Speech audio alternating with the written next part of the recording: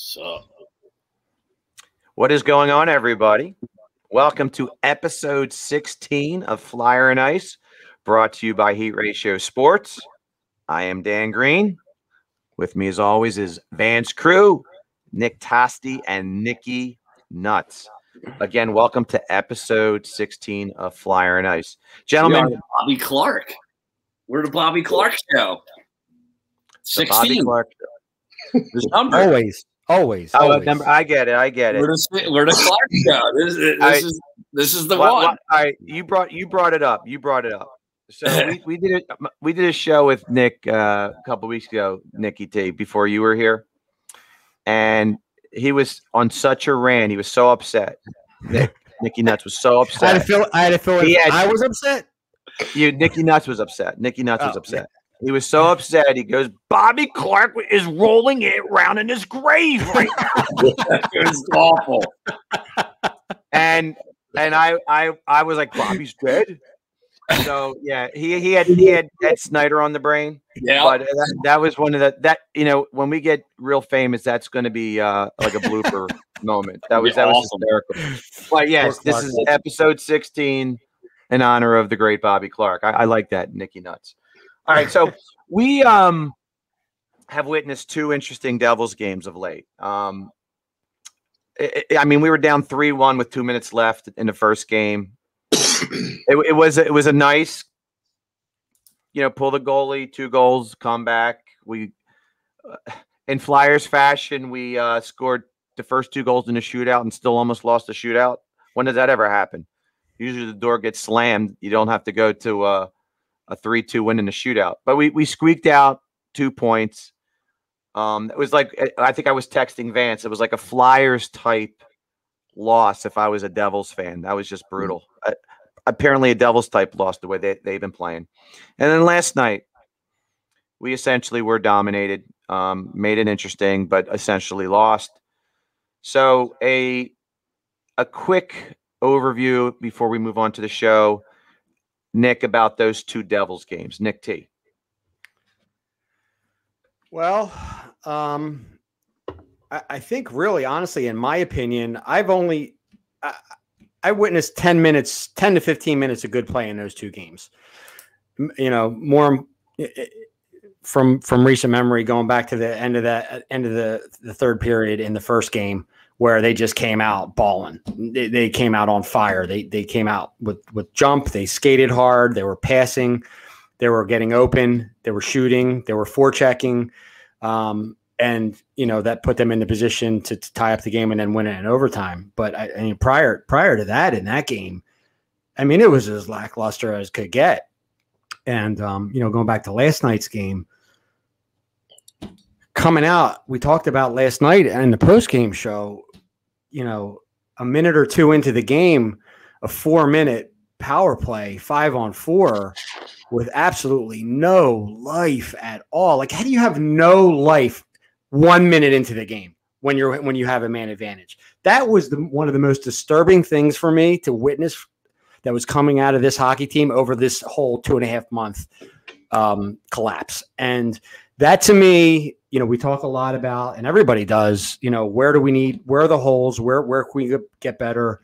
Defensively, what do we need? Offensively, what do we need? We need a sniper. How's, is goaltending really what we think it is?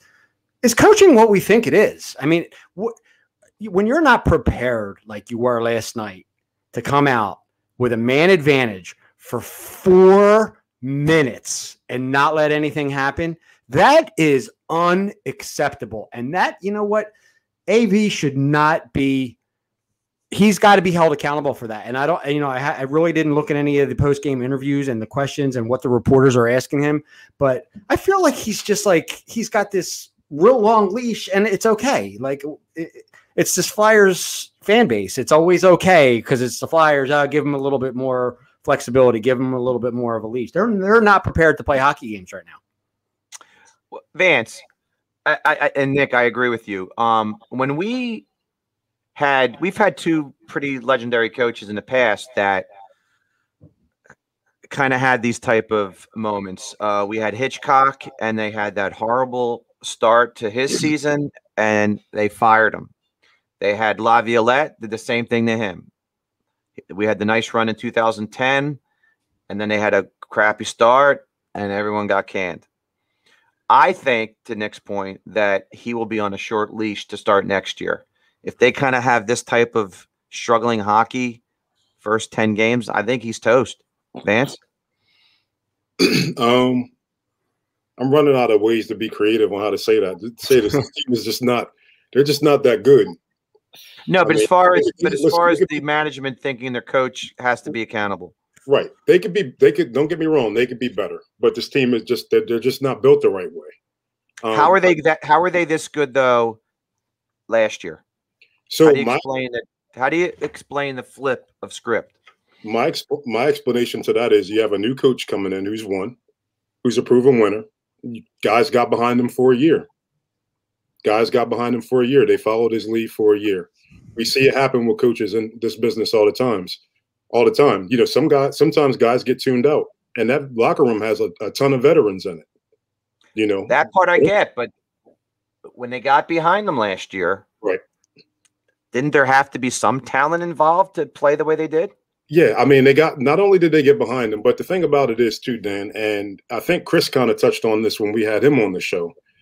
You know, teams look at film every day, and there's a reason why the Flyers looked a little sluggish in the playoffs. Teams caught up to what they were doing.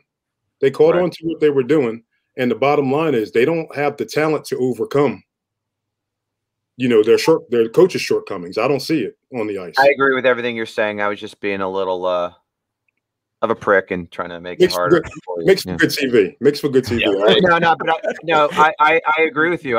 We've had this conversation in indirect ways that they don't have the skill, the speed to overcome smart teams.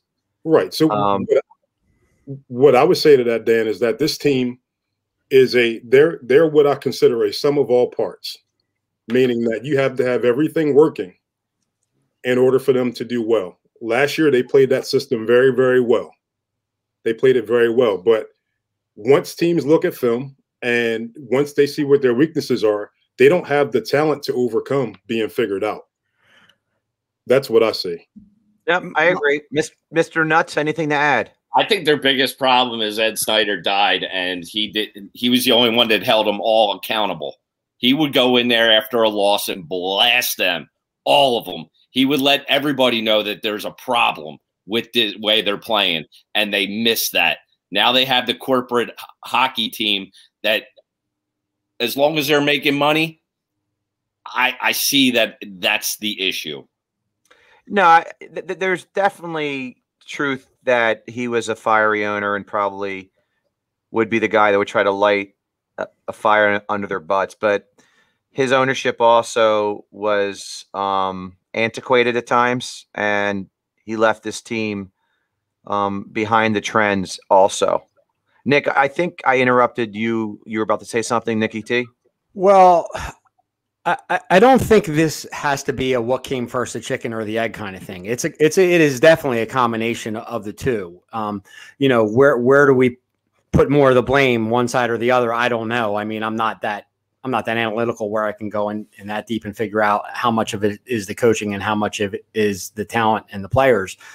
But I do know that when you come out fresh for a game, and not completely rested, and you have one-man advantage for 4 minutes in the National Hockey League, and you get one shot on net and you barely touch the puck and you barely get the puck into the offensive zone, figure out with AHL talent, you should be able to figure out how to keep possession somehow in the zone.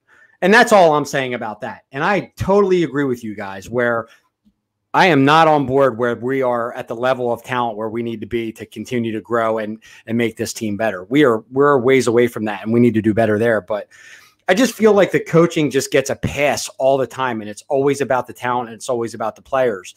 And I know the players go out there and the players play, and they're the ones that are on the ice and all that. But coaches make a difference. I mean, they just do in preparation. And if teams are watching our film and seeing what we're doing, then we need to make adjustments. I mean, you know, we need to make good coaches need to make adjustments, and like Vance said the other night, he said it perfect, and it's exactly what I'm leading into. Everybody else is playing chess, and we're playing checkers. Like, play chess too. Play chess. Yeah. You know, have a game plan against their game plan. Know what they think you're going to do and do better, because that's what coaches do. You're a high-paid NHL coach. You're not coaching youth hockey. You're not coaching your little league baseball team. You're an NHL coach, and it is irresponsible for this team to come out and play the way they've been playing, particularly in the first period of all these games where they're being outshot 44-19. 44-19 in the first period is a coaching problem. Yes. And the funny thing is, they had the same slow start mantra when they had Hackstall here. And we thought it changed when they got a professional coach in Vigneault. And Nick, to your point, do you think he is lucking out from the perspective it's not your traditional press conferences? It's orchestrated. Okay, Vance Crew, you have the next question, and it's through Zoom. There's not a bunch of guys in the room with the mics in his face saying, you know, why this, you know, he's not getting peppered if it was a normal hockey season. I think he's lucking out from that perspective. What would you guys have to say to that? I think I definitely think that's a scapegoat for any coach in this modern day that we live in post-COVID. You know, I think not having a reporter right there so you can challenge him right then and there, because you only have a lot of time, that they only can speak for this amount of time, then that's what questions they already have lined up. So you can't challenge anybody for any answer that they have. That just seems like it's very scripted. And I think he definitely gets away with it. That's what's that's where we would love to pepper him with those questions, believe me. And I'm sure he's aware, but again, he's not being held to the fire because I think of the way press conferences are held. I'm trying to think of any sport. I mean, Joe Girardi's doing to me a horrible job right now for the Phillies. Some of his in-game management has been terrible. I'm not saying the Odubel thing was his decision, right or wrong, but again, there's not really being pressure with that topic much because of the way the media is being controlled by the teams. But and we're a little off topic. The bottom line is I do think the team has tuned him out. And kind of to your point on the penalty kill, Keith Jones, a former player, he knows the vibe of a team and the atmosphere on the ice as well as anyone. He thought the Sanheim moment, defending Couturier, dropping his gloves, would inspire the team. It was a good penalty. You got to go out and kill it for the team. In 20 seconds, they gave up a power play goal.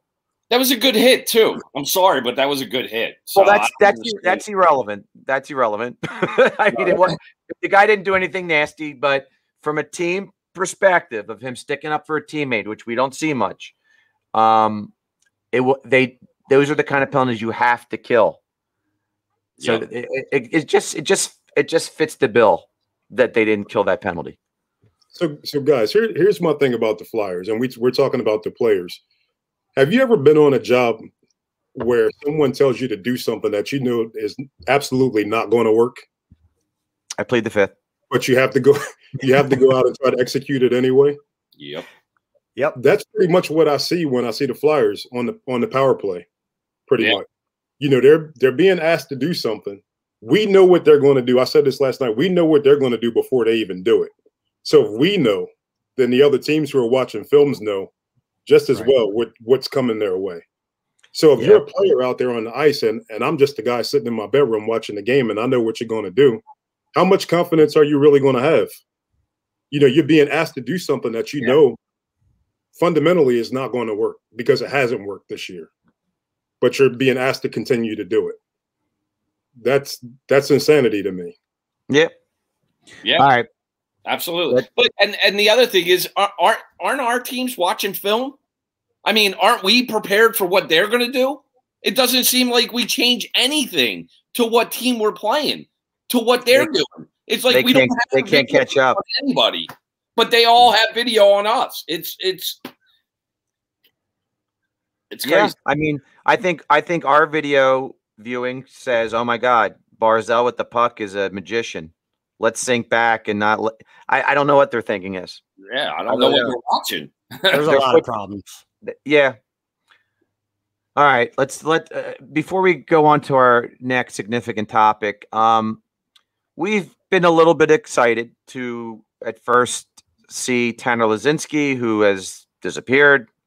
David Copperfield took him away, I think. Wade Allison came up. Vance and I got to see him live, score his first goal. He's been okay. Again, it's Wade Allison. Am I looking at a second line player? Maybe. Who knows? Zamula came up yesterday.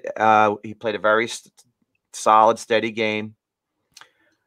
We have 7 games left, and we'll have 3 games left after our next podcast.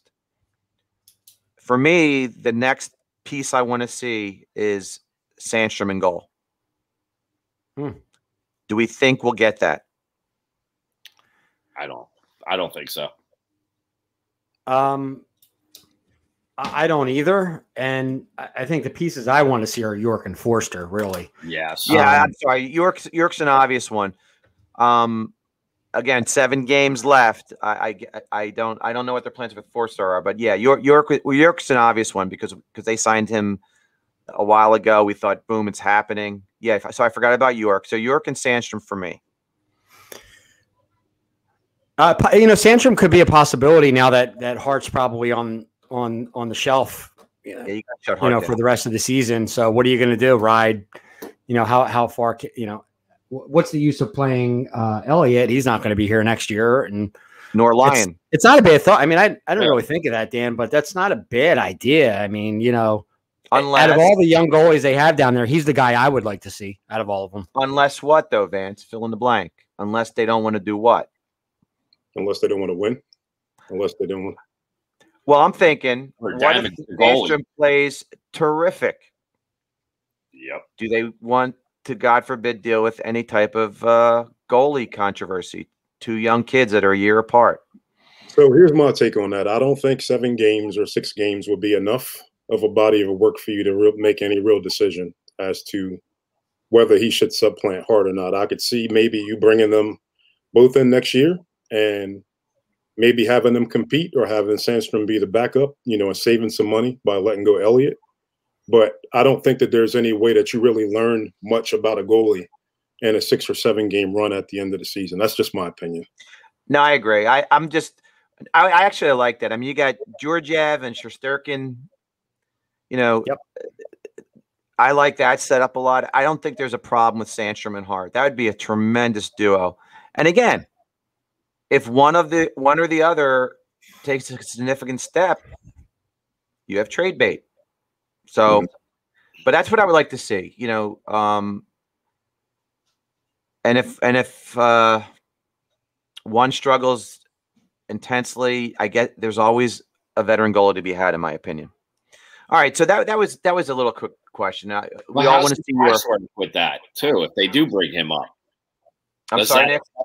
How's the cash work with they bring up Sandstrom? This year? Yeah. Does that hit us? He makes bupkis. He makes bupkis, and we have 7 games left. All right. I wasn't sure if there was a penalty. No, we're not literally up to the cap to the penny. No.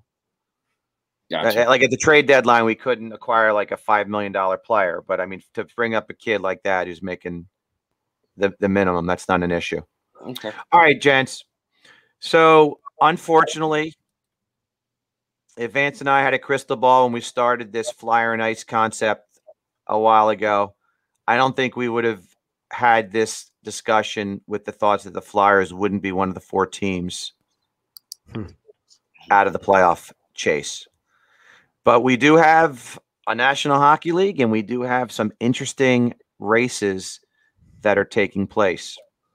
So I'm going to start with the Central Division.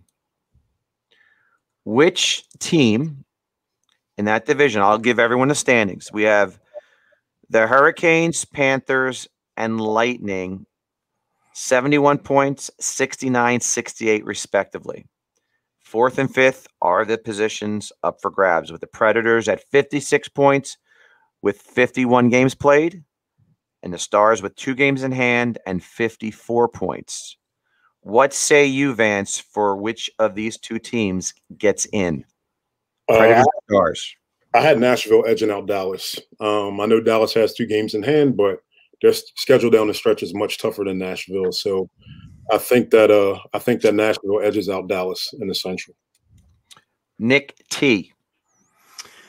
With the 2 games in hand, if we could erase that blowout from last night that Carolina put on Dallas, I like Dallas. I just got a feel. I feel they're a better team. I like Ottinger and net. I think he's coming on strong, and I really like that Ben Robertson Sagan line.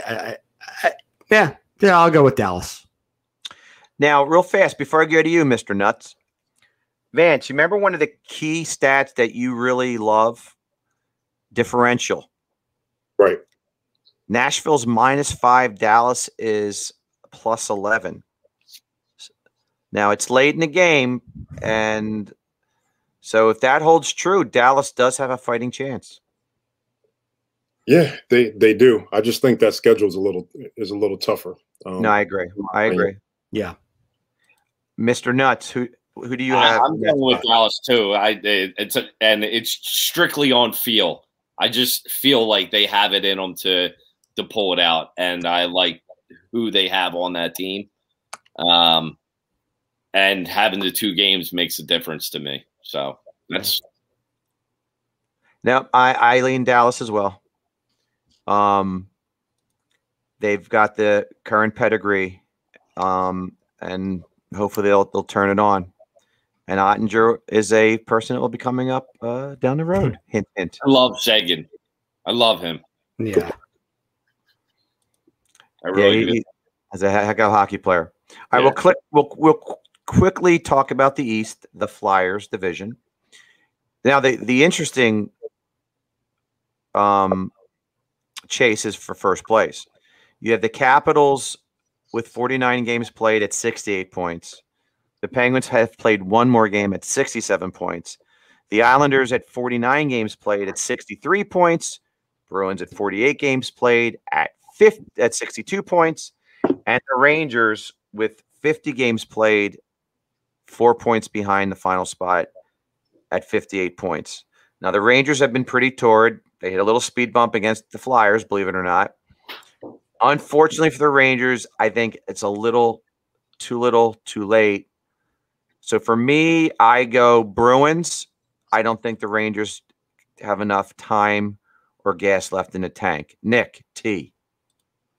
Oh, I'm going to blow your mind. I think the Islanders don't make it.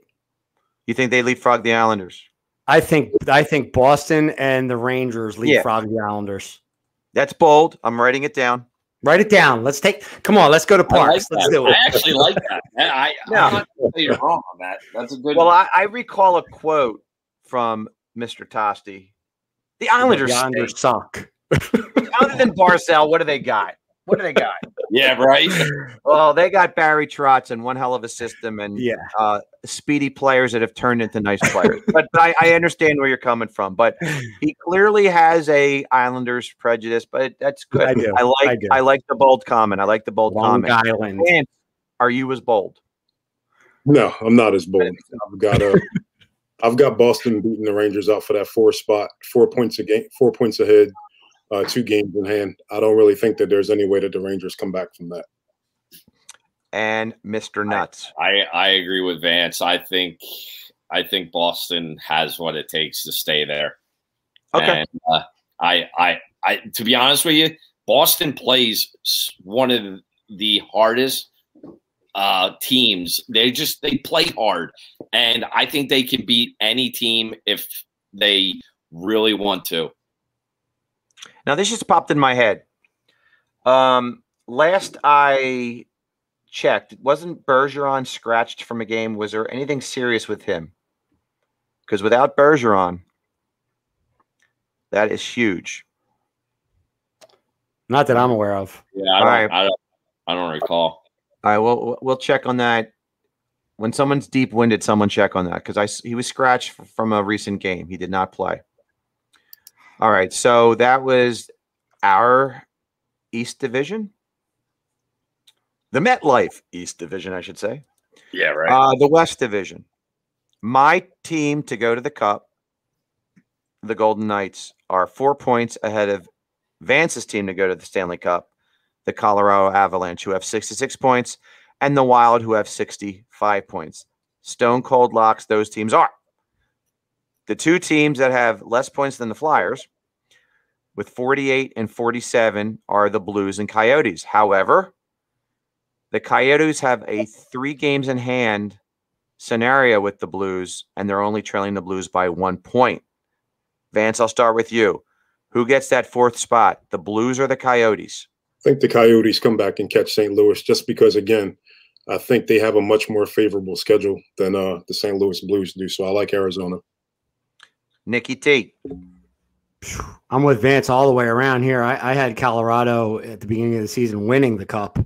And you flipped me on this one with the schedule. I think you twisted my arm, and I'm going to go with Phoenix on this one too. And Nicky Nuts. I'm going Blues. You do understand, Nick. You do understand the 3 games in hand. I do, but I think they got an older and they've been there before type. Yeah. And I think they know how to win when it comes down to making it happen. And that's why I'm going to go with the Blues. So and I also think Colorado is also going to be in the Stanley Cup. Vance. So, Dan, the Blues actually have 3 games in hand, meaning that they played 3 less games than Arizona. So the Blues. I'm sorry. I am sorry. I am totally sorry. The dyslexia kicked in there. It's all good. But with that being said, just looking at guys, let's rewind. The Western Division. The Blues have 48 points, 1 point ahead of the Coyotes with 3 games in hand. Nick T, who wins the Western Division? I'm going with the Blues. Vance. This is my shocking prediction. I'm still sticking with Arizona just because of the schedule. And now, Nicky Nuts, you make a lot more sense. I'm going with the Blues. No, I'm going with the Blues too. I do believe in pedigree during crunch time, and obviously a Stanley Cup team with 3 games in hand with a 1 point lead. That's a lot. I'll ride that all day. But I apologize to everyone for listen. Did I mention I was teaching all day outside today? I'm just drained. I'm drained. Now my eyesight's going on top of things. So yeah, what's interesting is listen to this. Both these teams though, they've really had crappy years. I mean, the Blues are -8 goal differential and the Coyotes are -24. So they're both are not playing well. But to Nick's point, if the Blues get in, they could be scary with their pedigree. Yep. So here's the thing about the Blues, guys. Out of the last 10 games, I'm going to read their schedule to you, and you tell me if this changes your mind. They've got Minnesota 3 times, right? They've probably got 2 layups with Arizona. They've got Vegas back-to-back. They probably got a layup with the Kings, and then they've got Minnesota twice again. Yeah. That's tough. Yeah, and the thing is, the only thing that by then is if the Wild and Avalanche realize that they're set in their positions, maybe they don't put their foot on the gas pedal as much. Do you know what I mean? Right. But if they're really vying for if they're jockeying for position, then you're right, Vance. That could be extremely. That's an extremely challenging schedule. I always have a hard time rooting for a team that plays in a desert. It's hockey. But real fast, before I move on to the final division, when Vance and I did our very first show, we did a whole prediction. So we have it archived. I went Vegas Vance went Colorado, and I love both those teams. But I want to get your thoughts, both the Knicks, since we haven't even had this conversation, since you're both newer to the show, considering we're talking about our first show. I thought in the history of my hockey viewership, and I go back to 75 and pretty much never missed a game since then. I never saw a team dominate another team the way the Knights dominated Dallas and lose in 5 games. Yeah. It was just astonishing. And I thought that it would have been such a better Stanley Cup to see 2 teams like Vegas and Tampa that literally own the play every time they play, go head to head. But as it turned out, Khudobin probably had one of the greatest all-time goaltending performances in the playoffs in recent memory. Mm-hmm. And my dream scenario didn't happen. So that's why I made it happen this year, or hope it happens this year. I was just curious what your thoughts, first, Nick T, on Vegas against Dallas last year in the playoffs. Were you as astonished as I was how a team could dominate and lose? Oh, yeah, of course. I mean, they didn't get the bounces. And that was really unfortunate because they were, clearly a better team. But back to Colorado this year. Yeah, they're great.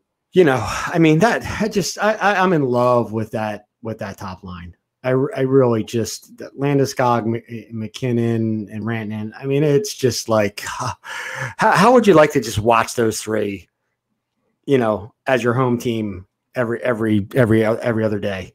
It's just, It's, oh my God, it's just great. I mean, and they're deep too. So, I mean, they do have Saad, who's got some experience, obviously some experience of being in the playoffs and competing at for the cup in the playoffs. Eric Johnson, Kadri, just really good. I mean, they were my pick last year too. I love Joe's. I mean, they have so many good, they have so many good players, and again, they're very fast. Very fast. Yeah. So it's unfair, just unfair. But to Nick's, the Vance's point, a lot of the teams are referencing, how did they get so good? They were bottom dwellers for many years, and they had great draft slots. Yeah, but you got to hit on them. Look at who we got. Nolan Patrick. It was like right no and we've McCarr just no and Hischier isn't setting the world on fire either, but as Vance said, you can't hit a great player every time, and you're not always going to have generational drafts when you fall into the top 5, but it's the Mile Wood pick in the 4th round that helps build a team. You got to get some steals. Yes. All right. Let's get back to the standings here. So the one division we have left is the North Division, otherwise known as the Canadian Division. You have the Maple Leafs have that all locked up at 65 points. You have the Oilers and Jets at 58 and 57, and the Oilers have 2 games in hand to secure second place. And then essentially you have the Islanders with a game in hand and a 6-point lead on the Flames. Without belaboring this, we would all agree that the Canadians have that all locked up. Gents, we all are in agreement on that. Yeah, that's going to stay the way it is. That's probably going to be my favorite division of hockey to watch, though, in the playoffs. And I have to give a shout out to our first guest, Jamie Leach, a high school teammate of mine and a former Penguin Stanley Cup winner who was on our show. He's a Flyer and Jets fan, having the Flyers background with his father, and he lives in Winnipeg. And he just rambled off how wonderful a team the Jets are, and they're deep. I missed out on this one, Vance. I believe I had the Flames over the Jets making the playoffs at the beginning of the year, so I did not hit this division correctly. Yeah, I think you're right on that, Dan. I am. Yep. But the Jets are a hell of a hockey club. They're big and deep at the center position. And yeah, they are big. All right, so we covered that, did we not? We covered all the divisions and who's going to make the playoffs. And listen, there is nothing like NHL playoff hockey. And in particular when the Flyers make it, but what are you going to do? Now, before we get to our favorite segment, the NHL draft usually takes place rather quickly after the Stanley Cup Finals. Now, Nick Tosti is probably the only one on this panel that can reel off 20 names that are bona fide first round type talent. And I'm not gonna hold you to that. No, please. So, but seriously. Yeah. Well, we have to target a certain style of player. Now, obviously, and we have to do this in a logical way. Like the Flyers in 14, was it 2014, Vance, when they drafted Moran? I believe so, 2014 or 13. Okay. Chris Pryor gets injured, career-ending injury, and we think we're drafting his clone, a 6'5", fast-skating, rugged defenseman who probably had 4 years of growth till he even made it to the NHL. You can't be that obtuse in your thinking. One guy goes down, let's draft this guy. We have a lack of team speed. We have a lack of power forward grit type players. We don't have guys with hands. Is it as simple as that? That's the kind of guys we have to draft? But yet, what do we do, Vance? We draft guys out of slot and guys that are always told they need to improve on their skating. I'll start with you, Nick. Thoughts on the type of players we have to draft? Well, yeah, that's exactly it. I mean, we need some high level skill guys with speed. The smart guys that play really well, that they're skating and all that. That's all well and good, but we've been there, done that. So let's go out and get somebody who scores goals. Let's go out and get somebody who makes plays. Let's go out and get somebody who's got a resume where he's tough and he passes the puck and he checks all the boxes. I've been really up on a kid, and I talked about in maybe one of the last couple episodes prior to this tear that he's going on right now. Which is catapulting him into the top 20, top 15 maybe, because he's leading the USHL in scoring. But Matthew Coronado from the Chicago Steel in the USHL is going to be sitting there when the Flyers pick. He's probably ranked somewhere around 18 to 20, 22, somewhere in that range right now. And I agree, Vance, you don't want to go out of slot too much, but I think this is a kid that is real. He's going to Harvard next year, so he's going to college probably for a year or two until he signs his entry level contract. But he's having an historical season for Chicago with putting up 83 points, 46 goals, 37 assists in 50 games. How's that? Who's your comparable? I like him. I think he looks a lot like Liney. I mean, even though they're not that kind of shot on the fly. What's that? He's got a vicious shot. Okay. Yeah, vicious. I mean, I just reeled off his numbers. I mean, that doesn't happen by accident. Yeah. He is. He's an American. He played in the AYHL, the Atlantic Youth Hockey League, which is the local youth tier 1 AAA hockey league here. He's from like New York or North Jersey. Came up with the New Jersey Colonials in youth hockey, and his second year in the USHL for the Chicago Steel, committed to Harvard a couple years ago. I love him. I would love to see. That's the kind of kid that I think, when you're picking at, what do you think, 14, 13, maybe somewhere around there. I mean, we don't know yet. I mean, if he's ranked 15, 16, 17, and a year ago he was ranked 100. You know, I mean, there's a very good high ceiling for this kid. So but that's the kind of player we need. We need a kid with hands, with speed, with smarts. We need everything. He's got to check all the boxes. I don't want to hear, you know, we drafted a kid, but he's got to work on this, this, and this. You know, get somebody that can play. This draft is deep enough. And the bottom line is, unfortunately, Vance, we might check all those boxes, but these players are still going to be 2-3 years away. So it's not like we had a great draft. Next year is going to be better. It doesn't work that way. These guys aren't NBA, NFL players that jump right into your lineup, unless you're an absolute first-round stud or had the drive of a Justin Williams back in the day to somehow make the team that he wasn't supposed to. But are you in agreement with basically everything Nick and I said about the type of player that we should draft? Yeah, I definitely agree. I think at this point, you know, one thing that the Flyers have always been good about is building their team down the middle. You know, if you look back at them historically, they've always had really good centers. I think where they've struggled is, you know, with wingers, drafting wingers who can actually score, or, you know, going out and finding wingers, you know, whether it be in free agency or through trade, that can actually score. And if there's an area that I want them to focus on in this draft, draft a European player who you said who we can't pronounce his name, and plays I can't. Right, plays on the wing. That right. Just for the show, so Nick has to say it.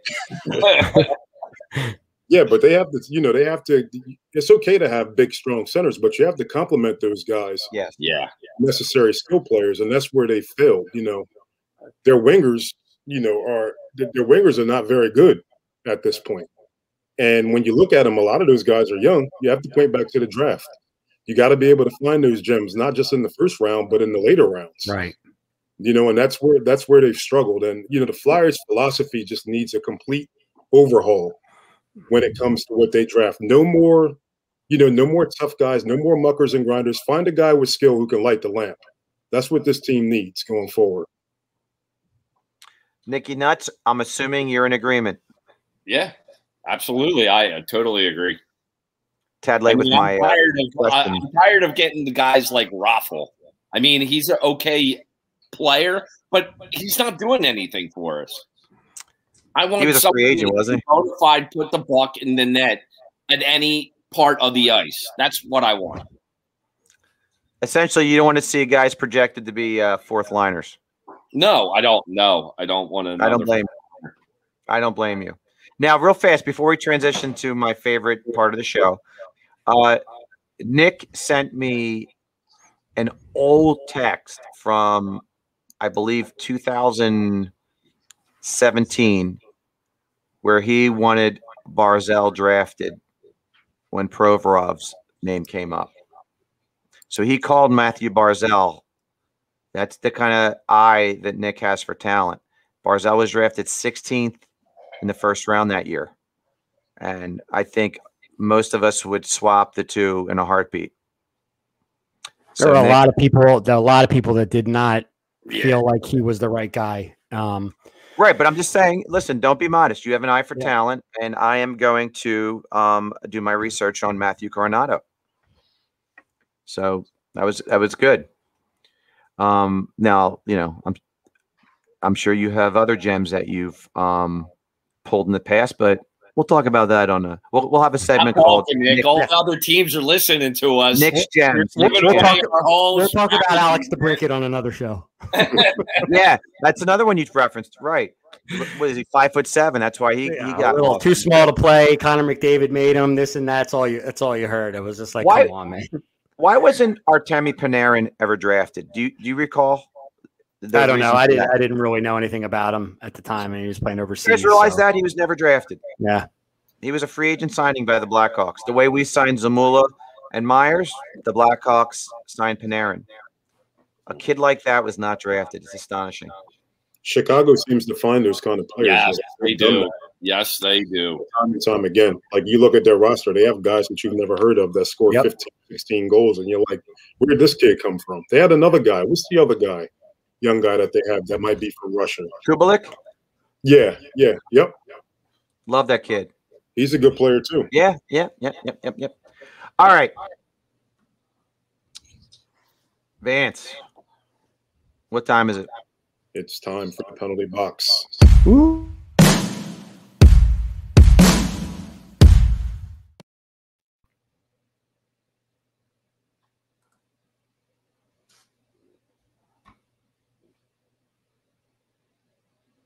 Dan?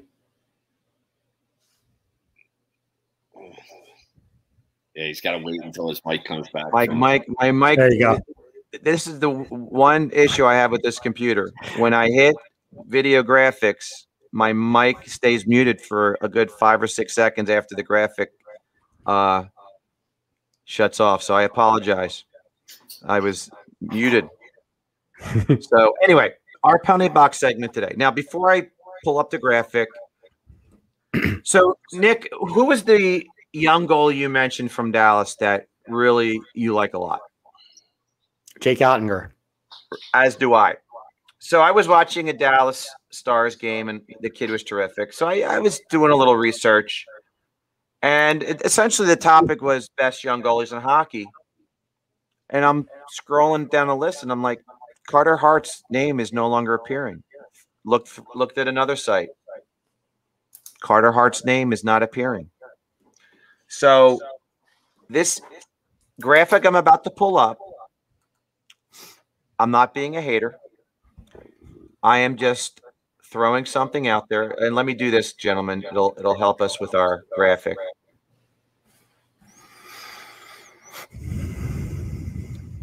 I have Carter Hart in the center, and 7 question marks because I have 7 other goalies, and one of which was a tongue-in-cheek plug-in for Nick because I wanted to hear Nick's opinion on one of the goalies.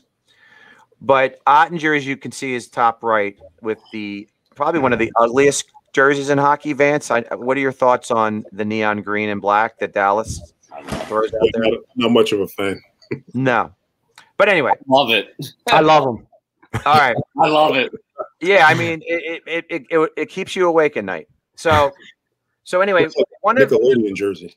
The reason I had this penalty box segment is called Carter or, and I'm not giving up on Carter Hart. This is not one of those type of segments or shows.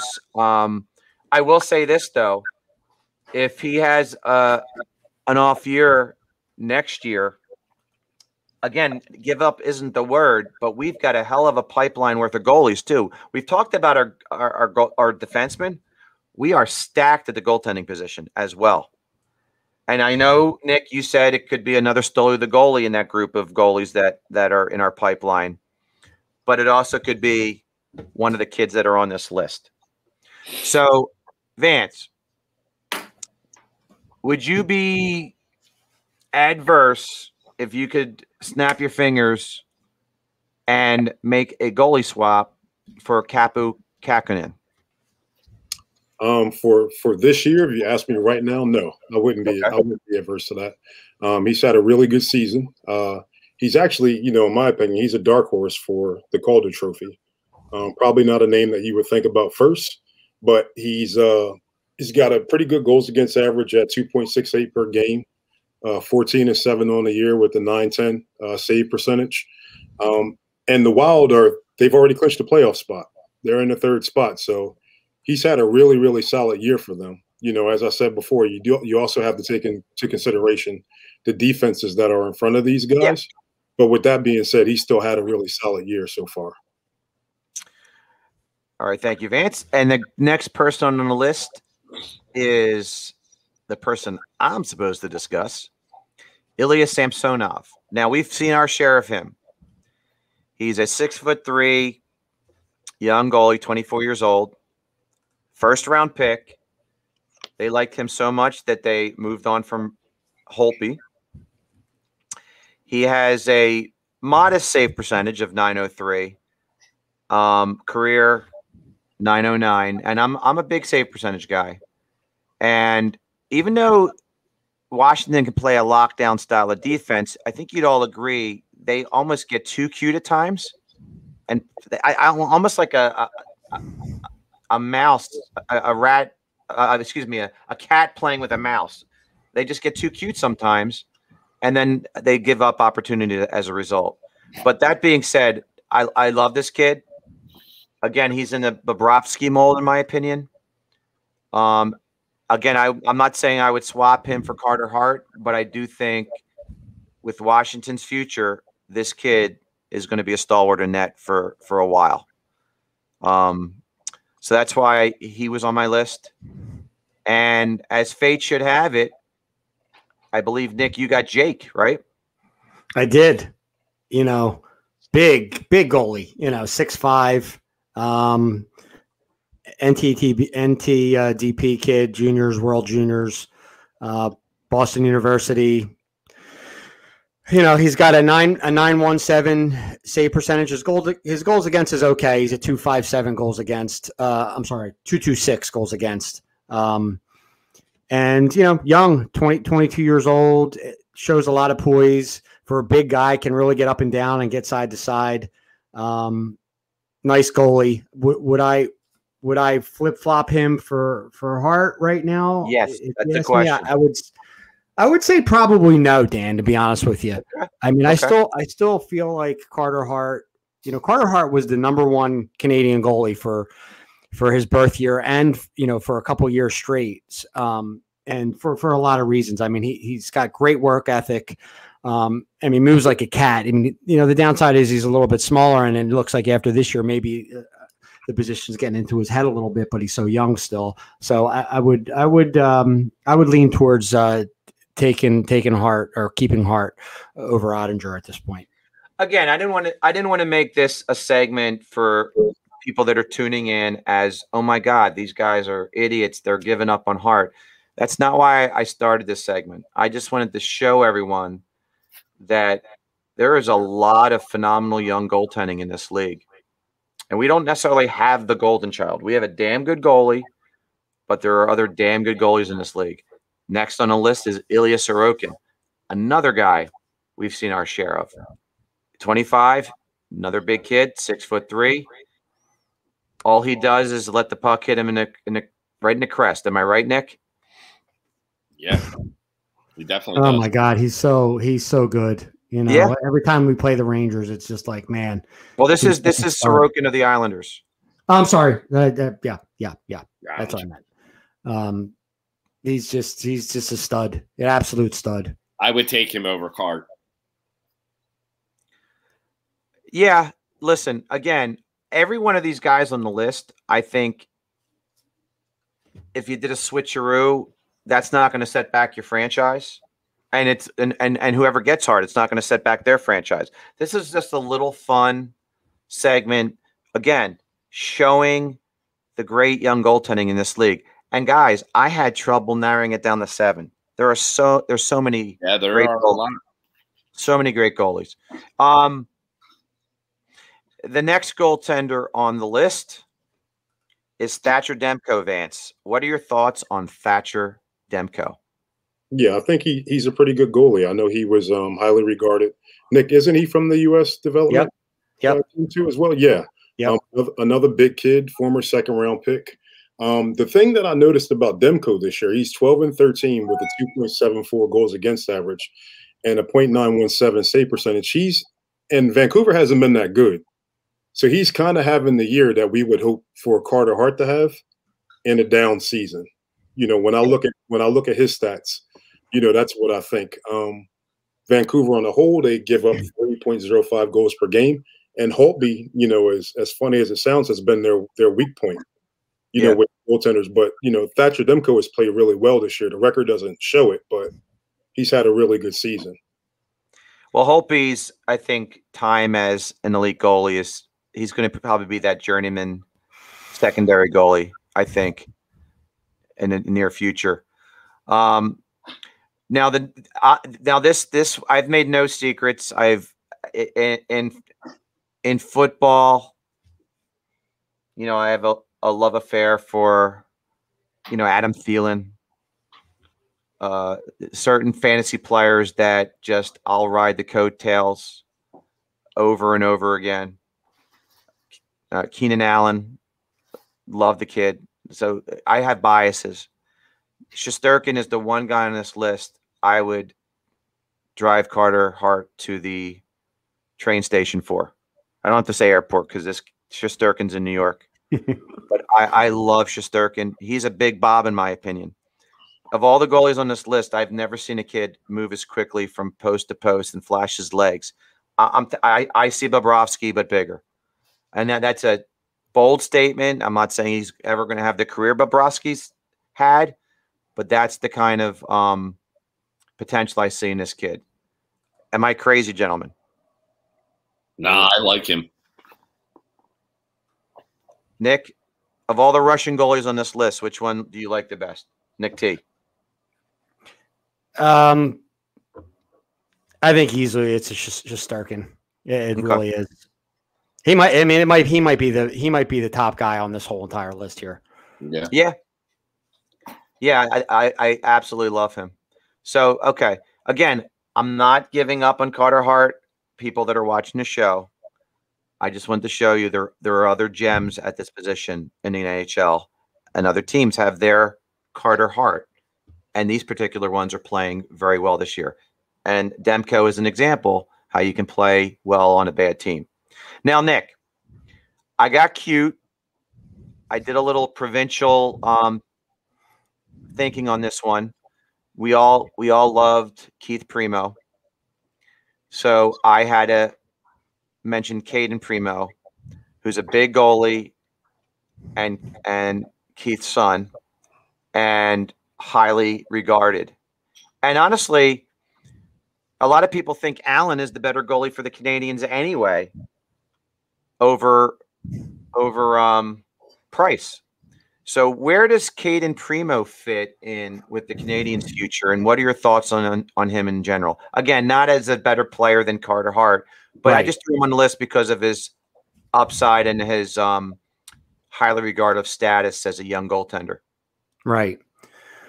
Poor Caden, man. 199. That's what they call him. I mean, he's a local kid, and I know a lot about him because he played juniors on the same team that my son played juniors on, and my son happens to be a shooter in his goalie training sessions, and know him very, very well. He's never ever gotten the look.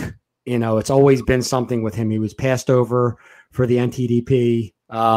He was the last man out when it came to making the team.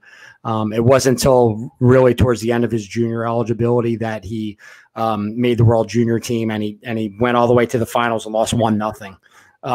With a 1.61 save percentage, 936 goals, 936 save percentage, and a 1.61 goals against in 5 games in World Juniors. I mean, so and that was after he was drafted 199. So last round draft pick. He always has just something attached to him, Dan, and I don't know what it is, but scouts just seem to find something on him that they seem to feel like he's just not that upper echelon goalie that is gonna carry a team, on his back when is needed. He's not flashy at all, which is fine. You don't have to be flashy to be a good goalie. I mean, he's always in position. He moves side to side really well. He's very big. He's very young. He doesn't have a lot of experience. I mean, he played a year or two at Lincoln, and I think when he went to Northeastern, it was only a year, maybe 2 years when he was at Northeastern before he went to sign his entry level contract. So I don't know what it is. He's a great kid. I know him as a kid, and his dad coached him here until he made his way to the USHL. Keith coached him, and comes from a great family. Keith and Lisa, they're still local. They live down in Jersey, and it's just he's just never really gotten that chance. He's never really gotten that stamp, so to speak, like some of these goalies have gotten, where they're elite and they're going to get where they need to get. He's just got to work really hard at it, and he's going to continue to work at it, and hopefully he does prove himself. All right. So again, we always try to think. Dan, can I say one thing? I just want to say one thing. Even that we missed a guy, and we missed him. It's okay because we missed him because he's only played 2 games in the NHL. But a guy that will be on this list next year, and we may be doing backflips, talking about this guy, is Spencer Knight in Florida. This kid is going to be a stud. NTDB kid, Boston College, World Juniors. His first 2 games in Florida, a .75 goals against and a .977 save percentage. Watch out for this kid. What happens to Bob? Bob is see you later with those numbers. Yeah. So, guys, let me ask you a question. What do we know about this guy from the Capitals, Vitek Vanacek? Is anybody familiar with him?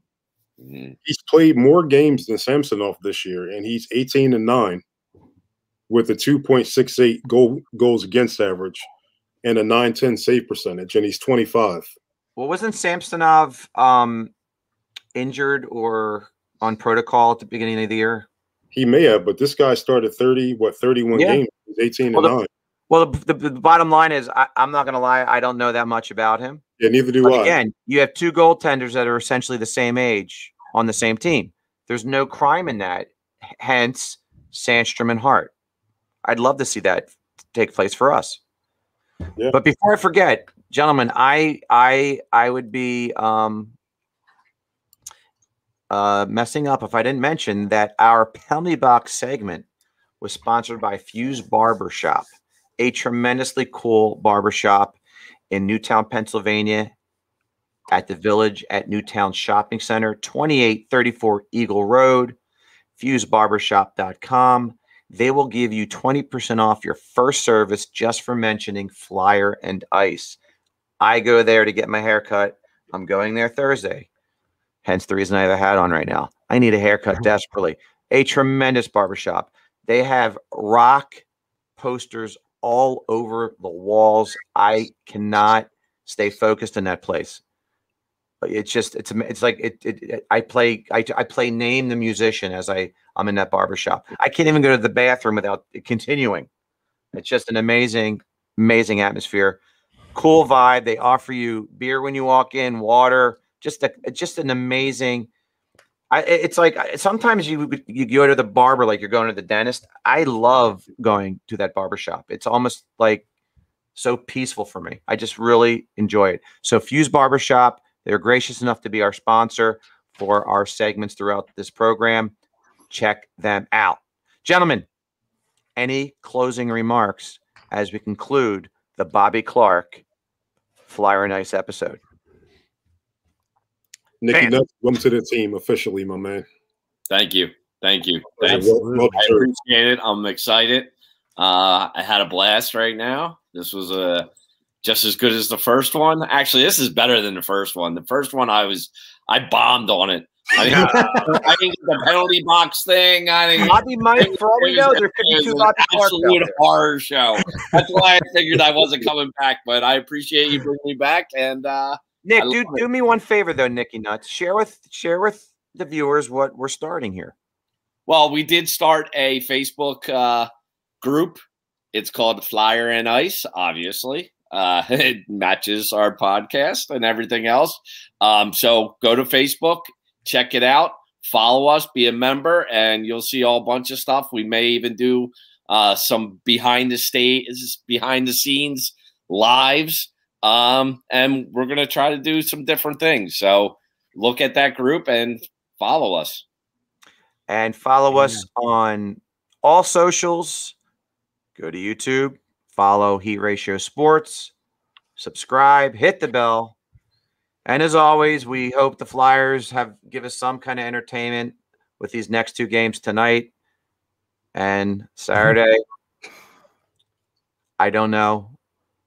I don't know when our next podcast will be, our post game will be. We could probably record it right now and just hit play, and it'll be the same thing that we've been saying for the past 2 months. Exactly. But we do have, we'll keep our podcast going for a while.